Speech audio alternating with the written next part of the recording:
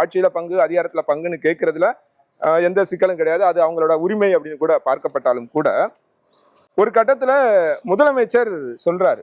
முதலமைச்சரே வந்து ஆட்சியில பங்குலாம் இங்க வேலைக்கு ஆகாது அப்படின்ற துணியில அவர் ஒரு பதில சொல்றாருன்னா அதன் பிறகும் கூட அது வந்து மக்கள் தீர்மானிக்கட்டும் அப்படின்னு ஒரு விமர்சனம் ஒரு கருத்து வருது திரு மாணிக்கம் தாக்கூர்ல இருந்து. இல்ல இதையும் தலைமை பார்த்துட்டு வேடிக்கை பார்த்துக்கிட்டே இருக்காங்க. இது எப்படி? இது காங்கிரஸ் பேரியக்கத்தை பொறுத்தவரை கருத்துரிமை, எழுத்துரிமை, பேச்சுரிமை எல்லா உரிமையும் பெற்று தந்தது காங்கிரஸ் பேரியக்கம். சில நேரங்கள்ல இப்படிதான் இருக்கும். இப்ப எங்க எம்பி சசி தரூர்னு ஒருத்தர் இருக்காரு, கேரளா திருவனந்தபுரம் எம்பி. அவர் பாத்தீங்கன்னா சில நேரங்கள்ல தெரிஞ்சோ தெரியாமையும் மோடி ஆதரிச்சு பேசிடுவாரு. அது எங்களுக்கு கட்சியில வந்து ஒரு மிகப்பெரிய சங்கடத்தை ஏற்படுத்தும் என்ன மாதிரி ஆட்களுக்கெல்லாம். ஆனா அதுல என்னன்னு பாத்தீங்கன்னா அவருடைய பேச்சுரிமை பேசிட்டார், அதுக்கப்புறம் அவர் சரியாயிடுறாரு. அப்படிதான் அது அப்படிதான் பார்க்கணுமா கண்டி. காங்கிரஸ் பேரியக்கத்தை பொறுத்தவரை பேக்டோர் பாலிடிக்ஸ், கொல்லைப்புற வழியாக அரசியல் செய்வது, கொல்லைப்புற வழியாக தொகுதிகள் கேட்பது, கொல்லைப்புற வழியாக கூட்டணி பேசுவதெல்லாம் எந்த காலத்திலுமே கிடையாது.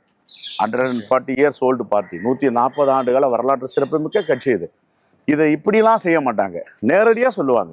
இப்போ எங்களுக்கு எங்கன்னா கூட்டணி நேரடியா சொல்றது ஒரு நல்ல ஸ்ட்ராட்டஜி. இப்ப நீங்க சொல்ற மாதிரி நேரடியா நேருக்கு நேரா பேசுறோம், கொள்ளைப்படுத்த வழியா பண்ண மாட்டேன்றதுதான் கரெக்ட். 4 ஆண்டுகள் 5 ஆண்டுகள் முடிய போது, 5 ஆண்டுகள் கூடவே டிராவல் பண்ணிட்டு 5வது ஆண்டு முடிகிற இடத்துல இந்த குரலை எழுப்புறது நியாயமானு கேட்கிறாங்க. இல்ல இது யாருடைய குரல்? இப்ப கட்சி தலைவர் நானு இல்ல, அதைத்தான் நானும் கேட்கிறேன். கட்சி தலைவர் நான் சொல்லணும். கட்சி தலைவர் அகில இந்திய காங்கிரஸ் கமிட்டிக்கு மல்லிகார்ஜுன கார்கே அவர் சொல்லணும். எங்க எதிர்கட்சி தலைவர், இந்த தேசத்தின் முகமாகவும் குரலாகவும் இருக்கின்ற ராகுல் காந்தி அவர்கள் சொல்லணும். நாங்க யாருமே சொல்லலையே. கூட்டணியை விட்டு நாங்க விலக போறோம், கூட்டணியை விட்டு நீங்க சொல்லலன்ற அட் தி சேம் டைம் நீங்க வந்து அதுக்கு மறுப்பும் தெரிவிக்கல, அல்ல எதிர்ப்பு. நான் மறுப்பு தெரிவிச்சேன், நீங்க ஒரு ஆள் தான் தெரிவிச்சீங்க. நான் ஃப்ரம் டே ஒன். என்னோட கேள்வி, தலைமை வந்து இது எதுவுமே கண்டுக்கவே இல்லையா? அவங்களுக்கு தெரியும். இப்ப ஆரம்பிச்சது வந்து வேணுகோபால் ஆரம்பிக்கிறார், இங்க வரும்போது அவர் பேச ஆரம்பிக்கிறாரு. அதன் பிறகு மாணிக்கம் தாக்கூர், பிரவீன் சக்கரவர்த்தி தொடர்ச்சியா இப்ப விசில் சின்னம் விஜய்க்கு கிடைச்சோன்னே விசில் ஊதியாச்சு அப்படின்னு சொல்றாரு. இந்த மாதிரி தொடர்ச்சியாக கருத்துக்கள் முன்வைக்கப்பட்டுக்கிட்டே வருது.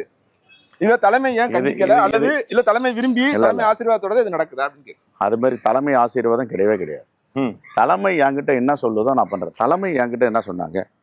இந்தியா கூட்டணி என்பது வலிமையாக இருக்க வேண்டும். இந்த ஈவில் ஃபோர்ஸஸ், இந்த மதவாத சக்திகளை தமிழ்நாட்டு மண்ணுக்குள் அனுமதிக்க கூடாது. 2.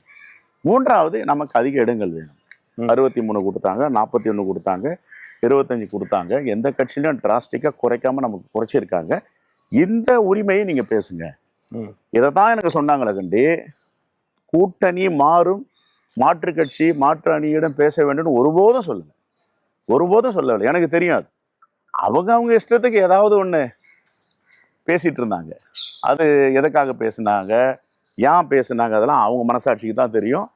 மக்களும் பார்த்துட்டு இருக்காங்க. இல்ல, அதுதான் சார் திரும்ப நான் அந்த கேள்வி தான் கேட்கிறேன். இப்ப மதுரையில தளபதி வந்து கூட்டணியை பத்தி விமர்சனம் பண்ணாருன்னு சொல்லி காங்கிரஸ் வந்து பேசுறாங்க. இப்போ மாணிக்கம் தாக்கூர் வந்து சொல்றாரு, அவரை வந்து இங்க திமுக கண்டிக்கல, நடவடிக்கை எடுக்கலன்னா. அது பிறகு RS பாரதி ஒரு ஸ்டேட்மெண்ட் விடுறாரு, காங்கிரஸ்க்கு எதிராக யாரும் எந்த எதுவும் விமர்சனம் வைக்கக்கூடாது அப்படின்னு அவர் பேசுறாரு. அதன் பிறகு பாத்தீங்கன்னா திமுக இருந்து அது மாதிரியான எந்த குரலுமே வரல. ஆனா தொடர்ச்சியா காங்கிரஸ் இப்ப வரைக்குமே அதாவது கூட்டணிக்கு முன்னால வரைக்குமே தொடர்ச்சியா பேசிக்கிட்டே இருக்காங்க. அந்த கட்சி தலைமையா அது யாருமே எதுவுமே சொல்லல அப்படின்றதான விமர்சனம். இப்பவுமே ஒரு ஜனநாயக நாட்டுல டெமோக்ராட்டிக் பார்ட்டிஸ்லாம் இந்த குரல்கள் அங்க ஒன்று இங்க ஒன்று எழும். குறிப்பாக ஒரு கடல், ஒரு ஓஷன், பெரிய சமுத்திரம் இருக்குன்னா அதில் சின்ன சின்ன அலைகளும் அடிக்கும், பெரிய அலைகளும் அடிக்கும். ஆனால் நிசப்தம் தான் அதோடைய அமைதிக்கான வழி. கடைசியில் ஒரு முடிவு வரும். நிசப்தத்துக்கு வரும்ன்றது உங்களுக்கு தெரிஞ்சு எனக்கு தெரியும். இப்போ என்ன நடக்க போகுதுன்னு எனக்கு தெரியும். ஏன்னா இது ஒரு ஐடியாலஜிக்கல் கூட்டணி. ஒரு 5 தேர்தல் வெற்றிகரமாக வெற்றி பெற்ற கூட்டணி.